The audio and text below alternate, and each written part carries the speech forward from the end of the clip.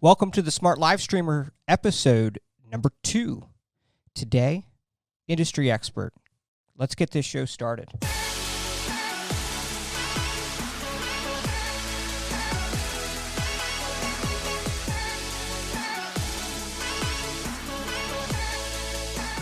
Well, we're so glad you could join us on our show today. We have an industry expert. Probably doesn't need a lot of introduction if you're familiar with the live streaming space, so we're so glad you could join us here on the Smart Live Streamer. Let's bring in Cliff. Cliff, we're so glad that you could join us. And how's things going there? I see you're operating the whole kit and caboodle, the whole show. Let's go wide on your shot. I think you have another shot that's showing you behind the scenes. There you are. You've got the network, right? The whole entire thing. So why don't you talk a little bit about how things are going for you? It's actually been kind of crazy because I own a 7,000 square foot building on half an acre. And under the current situation with what's going on with coronavirus, I don't want anybody in the studio here. All of our shows have turned virtual. That means the only one in the studio is me. And either I'm on camera with remote guests, or I have clients that all my clients are now working from home, and we're setting up either studios in their homes. I'm having them set up studios in their homes, and they become guests from their homes, and then we bring in their guests from around the country. So here I am alone in this building, many hours a day, working, doing tons of live streams, and it's just so weird because it's just so quiet here. But, you know, it is what it is. I got to tell you, I'm learning a lot.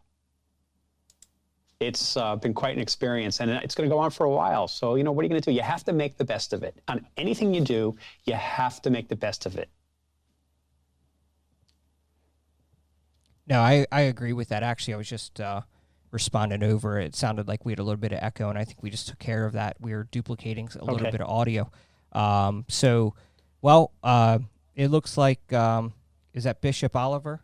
Is that one of your people? Yes. Okay. All right. Well, he just said hi. I think he's from Long Island. Okay. Everyone's secluded right now. Bishop, let us know if that cleaned up that double loop as we were doing that. So I think we've got it all squared away. This is episode number 2 of the Smart Live Streamer. We design a lot of these systems, but I think we're both working very limited in crew right now. So I'm producing this from the podcast studio using a stream deck, but the room is 3 rooms over. So everything is kind of remote right now. And I think you're doing the same. So hopefully we're not going to completely mess this up. This is primarily geared around the podcast. Why not? Why not? Why not just do it, right? We're kind of jumping into this whole thing pretty quick, but for those of you listening on the podcast at the time of this recording, we're still dealing with this COVID-19 thing, and so you may listen to this 5 years down the line and wonder what that was. You have no context to it, but basically we're trying to do more with less. And that's the premise of the show today, is doing more with less. And Cliff, as I said before, is an industry expert. Cliff, you've done a lot of things in digital media, a lot of things. But now you have this Streamcast Network. And so why don't you talk about how the Streamcast Network is helping businesses, but also at the same time helping build your business?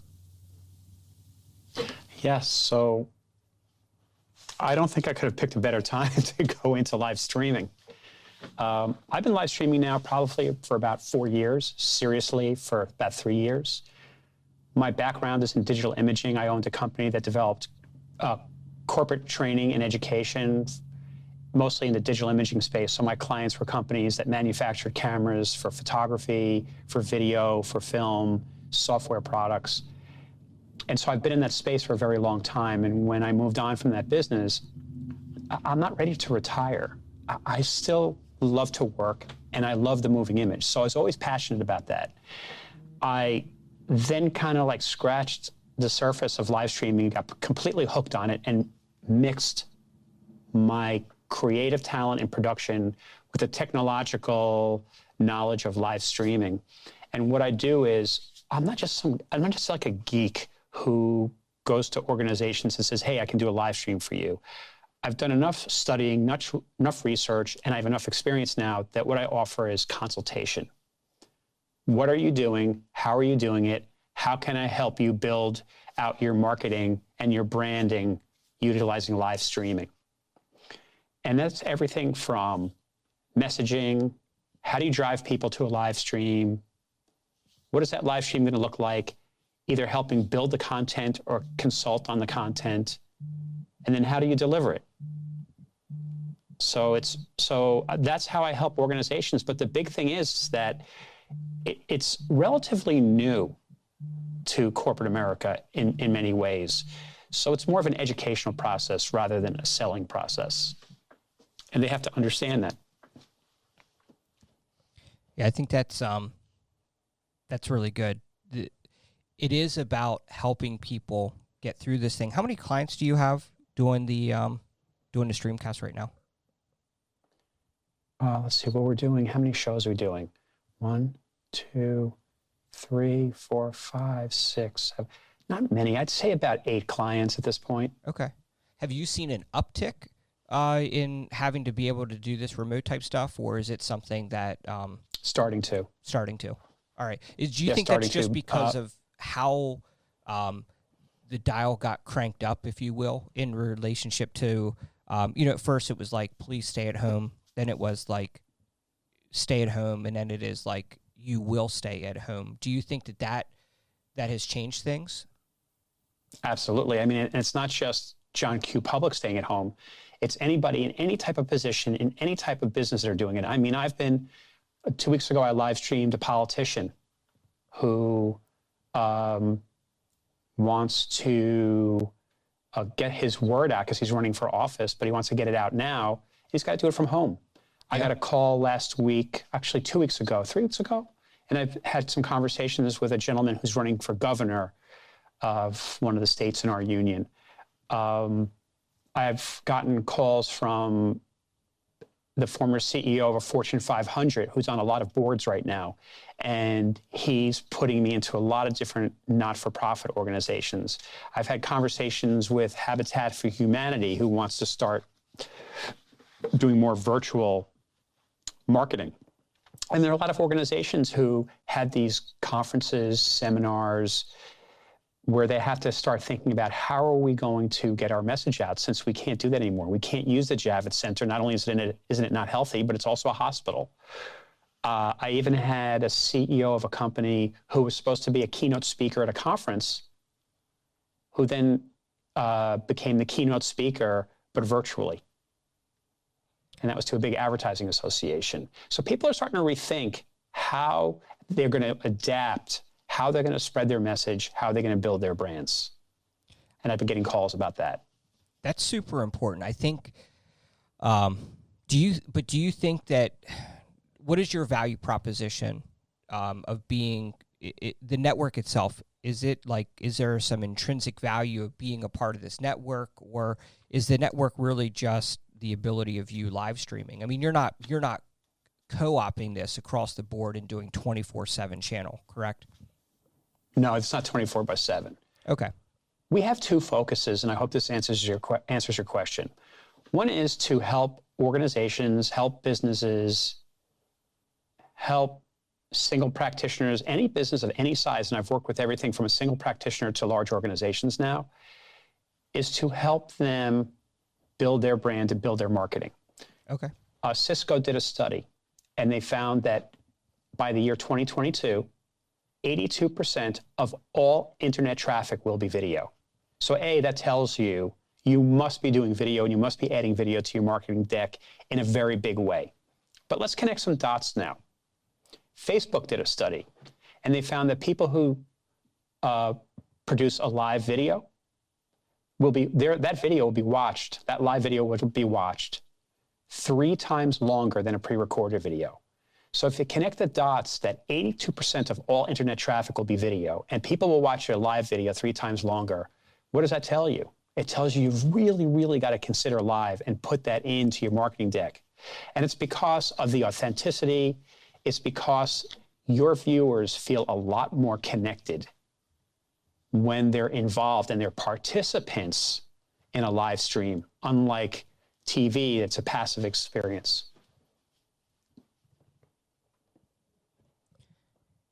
So when you're saying 80% by 2022, right? Yes. The number is staggering. But do you, with the Streamcast Network, do you think that the ability, the ease of use for people to go live with Zoom and with their cell phones, how is that impacting your business as a live streaming company and a provider? Well, it depends upon the business. And, not everybody's going to be my customer. And if you feel like your best bet is using your iPhone, then go for it. Yeah. But if you're working at a higher level and you need to create an impression, then using an iPhone may not be your best bet. You might want to work with a professional who knows how to mix high-level production along with live streaming. Not to mention, in fact, all the consultation that goes along with it. If you're an organization, you're not going to just want to whip out your iPhone. Right. You have to remember that the old adage, a first impression is a lasting impression, is very true. And I'm going to give you an example, Ryan. If you have an iPhone video and you're just using the onboard audio and you're outside, the wind is blowing, a train comes by, a guy is working one of those blowers, a landscaper, your audio is going to be awful. Right. More than 50% of good video is audio. And if you don't have good audio, not only will you lose your viewer, but you will also lose him probably for good. I'd rather lose my video than lose my audio. Well, and we were just talking about audio. So it depends upon the level you're at. But if you want to do live streams off your iPhone just to get started, I think that's fantastic. Sure. Or you want to do it at a lower level, fantastic. Does it affect me? Yeah, some people aren't going to use me because they're going to say, well, I can use my iPhone. But other people will quickly find out when they're working at a higher level that you've got to implement some professionalism into what you do in order to be taken seriously at specific levels. Well, when we were talking earlier, the video that people are seeing of you is your iPhone right now. So the camera's good, right? So there are ways to incorporate this technology into professional live streams. That's true. We're using vMix Call to bring your studio into my studio. Yep. And we had a major goof at the start. Apparently one of my triggers never took the intro song off of the master bus. I'm not hearing it because it's being mixed minus by my podcast studio. If you see the whole studio down below here, right there, down below here is a Rodecaster Pro, and it is mix minusing everything for me. And so I never heard it. Luckily, Bishop said, hey, the audio's up, so I remoted into the other studio from this MacBook, saw that we're on the master, but you're right. Like, the opportunity of losing people is too great with poor audio, which is why we were talking about, like, that Wave NS1 plugin to clean up your audio. And I'm going to let everyone hear what it sounds like without that plugin turned on. Okay. So right now, that plugin is active. Okay. And now it's not. So go ahead and talk. Okay. Who do you want me to tell you a story? Well, that's good right there. I can tell you whatever you want. I think people can hear the background noise. And now I'm going to pull this back up. Okay. And I'll just keep talking. And how does that sound now? It sounds totally different, Sound better? Cliff. It sounds literally... It's pretty wild. All of your background noise is gone. So while we hope not to make that goof, and I'll fix the trigger with the intro and get that thing working right, the important thing is that audio is important. But very important. And here's the other thing. When I said, I'm going to say that, yes, using an iPhone is fine in certain instances. I think it's great. Or if you have some other kind of simple setup, use it. It's great. There's nothing wrong with it. It depends upon what you want to accomplish. Now, here's the other thing, because you brought up the point that I'm using an iPhone. You have another phone? And I am. One of my cameras is an iPhone. First of all, it's an iPhone 11. So the quality of the video is outstanding.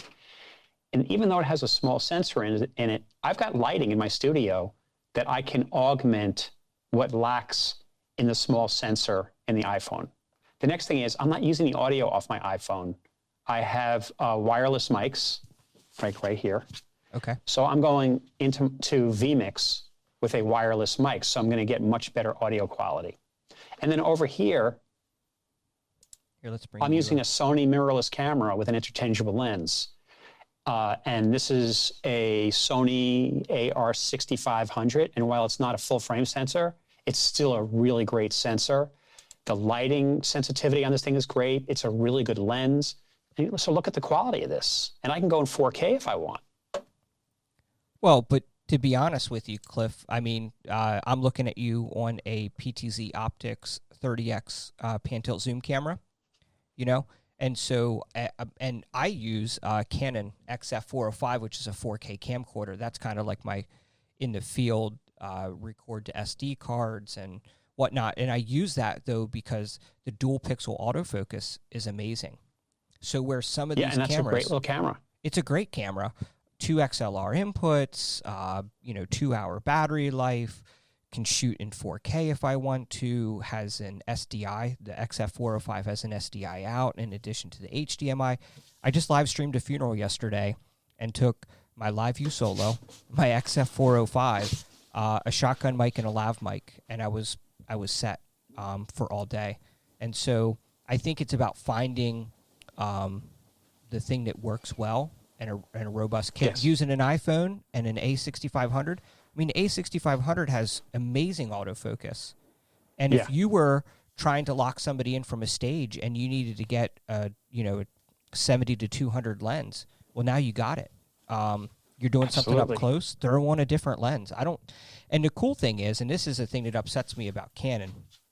Canon, I know you're not listening, but if you were, I would tell you, take off. You never know. I used to do a lot of work for Canon.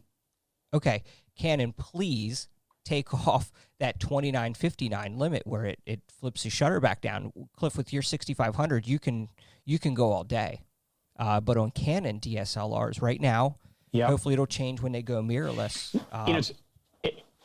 It's interesting you say that, Ryan, because I was always a Canon guy. I mean, I just used their products, especially because they were a client of mine for 25 years. Yeah. So I was drinking the Canon Kool-Aid, and Canon makes a really great product. They do. But when it comes to live streaming, I feel like they've really let us down, and that's one of the reasons why I went all Sony. And the Sony products are incredible. If Canon were to come up with some really great solutions in the live streaming area, I would use Canon, especially because I worked with them for so long. Right. Well, the R5 is supposed to be announced, and I just saw this morning from Frono Photos, if you know Jared Poland. He has a T-shirt to say, "I shoot raw." He's from the New York area. Maybe you've seen him at B&H and you're perusing around. But the Sony A7 IV just announced, I think, this morning. And that's going to be a pretty wild camera, 8K, 4K, 120 frames per second, but a full HDMI out. And when it comes HDMI out, it's shooting and it can pass through 12-bit 444. I mean, that color science is incredible. But the only problem with HDMI out is you can't lock it in. You cannot lock in the cable. Yeah. Well, you can get those cool cages. Small Rig makes them. And so that, but now you're adding in a $150 aluminum cage and, all the costs that go along with it. But they're cool because they got cheese plates. I know we're off topic. We're getting geeked into cameras and whatnot. You're getting too geeky. Let's get off the geeky stuff. Let's get off the geeky stuff and back to my base. Yeah, I know my followers will definitely tune out if they hear me talking geek talk. We could talk geek talk another time. But so the network, the whole premise, the whole idea behind this thing is to get people to have their best foot forward, presenting themselves in times when people are consuming a lot of digital content.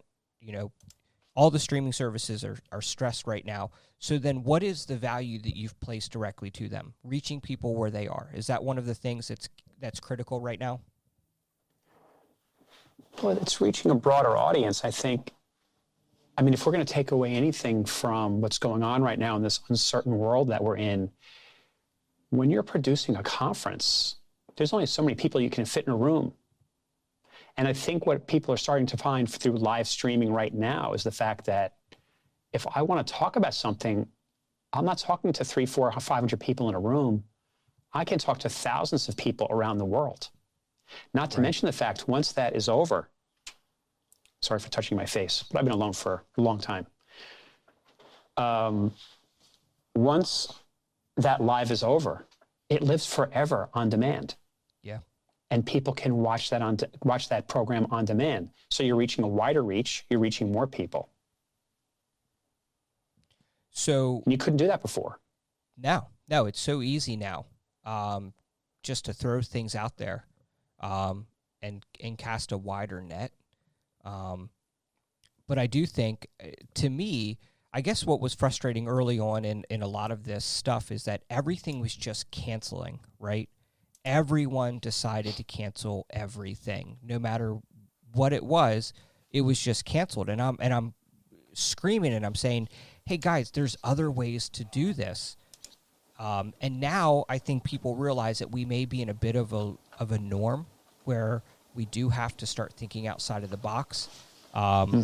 Because in this election cycle, you can't have traditional town hall forums, but you may have canceled the early ones. Well, you better be out there getting on your platform, so that when things open back up and people can go to the polling places, they know who you are. Do you see that shift where people work, cancel, and now they're saying, you know what, can't cancel everything, got to do something? Starting. And it's interesting you say that, because that needed to be going on even before this coronavirus occurred. If you want to reach a larger audience and you want to reach them over and over and over again, and you're a political candidate and you're 6 months out from your campaign, you need to start live streaming now. And you need to start live streaming now on a regular basis. And oh, by the way, once you win your election, because the live streaming helped push you to this larger audience, that people could find out more about your platform, people could find out more about you as a person. Once you're in office, you can't stop. Right. Because I think one of the biggest gripes we have as voters and as constituents is that once our politicians get into office, we don't see them as much as we'd like. We sure do see them a lot when they're running for office. And boy, that kind of turns us off, because we want more. We want more information. So if you get into office, now you have this platform where you can flip some switches and go live even when you're in office. How awesome is that, to be able to stay in front of your constituents, keep on bringing them a message, keeping them feel comfortable, and keep on having them believe in you into a different level, because they can communicate two-way with you. Because when you're on, TV, you're just watching a politician speak. Right. When they're going live, somebody can make a comment and that politician can answer that in real time. And that's really, really important, that engagement. And even more important is when the audience, or I call them participants, start speaking to each other, because now you're building a community, and that's loyalty. Yeah. Bishop, if you're still watching by yourself right now, because this is episode 2, I think the page right now has 23 followers or something, Cliff. So we'll have you on when it gets built up in a pretty big way. I'd love to. But Bishop, just chat back and forth with yourself. Start a conversation. Take Cliff's advice and start engaging. But I think that is the important thing, is that getting out there. You're right. Politicians and all businesses shouldn't just be focused on this medium right now. I think this will change the way that people conduct business and do business forever. There's realizing certain inherent efficiencies of being able to do this type of thing. People work a couple different jobs, and especially when this thing turns back around, people are going to have to get back on their feet. And so if you're trying to reach them, you're going to have to reach them on their own time. And while they may not be able to participate live, they can catch the video later. I mean, I am appalled at the lack of information that gets put out on the number of COVID-19 cases in our county. Every morning, they send out one Facebook message that says, and as of first thing this morning, we were at 0 confirmed cases in our county. And New York has what? How many cases does New York have right now, Cliff? Oh, I forgot how much I saw today, but it was was staggering. Tens of thousands. Tens and tens of thousands of people. And it's growing. And it's growing. And here, our county, in a rural setting with a county population of about 80,000 people, right? So we're in far western Maryland. And they're putting out a thing that says 0. That's it. Well, it doesn't. They did state the number of cases they've tested for, which has been just a few hundred, and the number of cases that have come back negative. But they need to be talking more about this type of stuff. This is a prime opportunity for any political candidate to host a show and bring on experts around this type of stuff as guests. And, oh, by the way, we can have you on a secure video conferencing platform that essentially it's all hands off. We'll bring the comments for you up right on the screen. We'll remote in people. We'll do the troubleshooting. I think it's a great time to be in this industry. So we have a question from Amanullah Atal, and he says, how do you see the live stream during and after coronavirus? You feel like answering that? Would you like me to answer that? Go ahead and take it, and I'll just build off of yours if you. I didn't see the question pop up. Did it come through on your network? Yeah. Okay. It did. You know, that's a really good question, because I think what's happening is people and organizations are realizing that this is going to have a permanent and indefinite effect on society. And you're going to see more and more people realizing they can produce more content more regularly at a lot lower cost. And it can be maybe not as impactful as live face-to-face, but you can reach so many more people. And I think that people are going to realize afterwards, wow, this is something I can really add to my marketing to gain a lot of ground and have a ton of content. So I think that you're starting to see an increase in live stream. Obviously, you're seeing a lot of increase in live streaming. I mean, not just what we do, but Zoom and iPhones and Blue Jeans and all different kinds of live streaming capabilities and approaches. Right. But afterwards, I think it's going to be a long-lasting effect, and people are going to be skittish about, especially in the beginning, about being in public settings. So I think it's going to keep growing. Yeah, I think so. I think people definitely will be. They're going to be a little skittish. There's no doubt, and it will take a little bit for this thing to build back up. There are plenty of platforms that are coming out onto the market right now, but there are tried and true, right? And I think that's important to note too, is that the tried and true systems of doing things work really well. I do a lot of work with churches, and the number of churches that are starting to live stream, and you want to say to them, you know, this is what we've been saying you should be doing for the past several months and years. But it isn't just Sunday live streaming, because I've been telling churches, if you're live streaming on Sunday but you have no interaction, what's the point of actually having the complexity of a live stream? Why would you not just record that and push that out through Premiere to play at a certain preset time? But if you're not actually interacting, what are you going live for anyway? And it's hard for people to wrap their minds around because they think live is all the rage. Now, you do get some inherent value of algorithms on Facebook for live video, and there are some advantages there, but you have to be able to weigh them. So just, I don't know, I think definitely considering that, but I think it's more about the interaction on a more regular basis. How are you communicating with members of your congregation on Tuesday and Thursday versus just this Friday thing? And churches are going out and they're spending thousands and thousands and thousands of dollars. I've seen some churches, hey, our pastors finally give us an open budget. We need equipment, and we've got $30,000 to blow. I can guarantee you that you're probably going to make a lot of purchasing mistakes in getting that equipment set up in a hasty environment. So, I mean, look at Cliff's setup here. The thing is, that's his command central right now. So,